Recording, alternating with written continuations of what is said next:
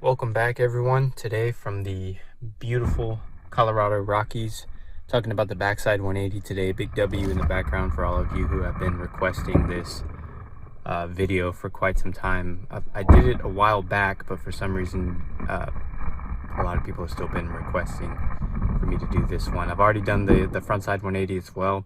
A lot of similarities between these. It's not all about the twisting of the torso and the winding of the arms, although that really does help getting that winding, twisting motion before you pop. For this trick, I don't set up for, you know, a scooping motion or anything. It's just like a typical ollie. But what I would like to mention in this video, just like I did with the frontside 180, is that it's easier to break down this trick into two parts. You know, a 180-degree turn is just made up of two 90-degree turns, basically. So there's the first half of this trick, which is the first 90-degree rotation, and then there's a second half, which is the rest of the trick, which is just completing the turn. But what I like to do is to make sure that I'm winding up and twisting before I pop, and then once I pop and complete the first half of the trick, the second half is really carried out by the feet.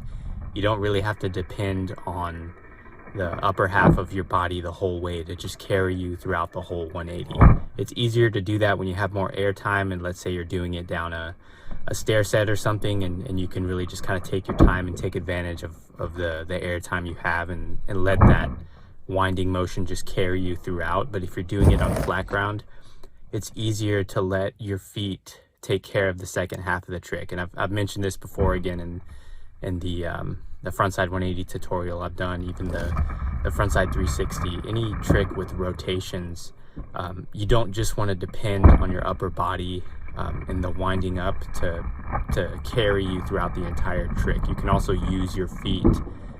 You can also shift your feet to complete the rotation, and it's definitely okay to do that. You'll notice that once I get past the halfway point of this trick here, I don't really depend on that initial momentum to just carry me throughout the rest of the trick. I'm just shifting my feet kind of, and just to be funny here, you can see that I can basically allow my feet to do almost the whole trick while still looking forward. I'm obviously not going to do that because I don't want to, you know, end up at the chiropractor twisting my back.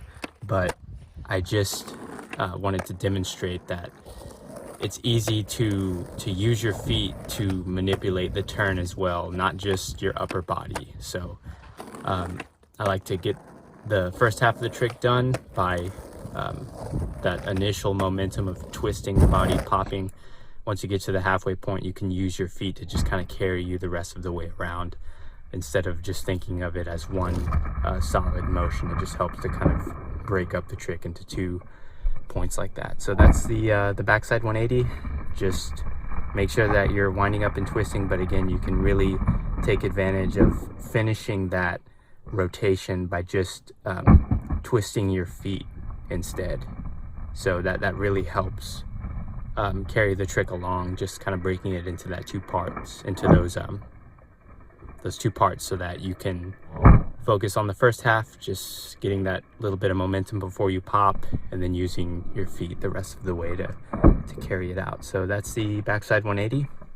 Let me know what other tricks you guys want to see. As always, any rotation tricks, basic flip tricks, grind, slides, whatever. I will see you next time.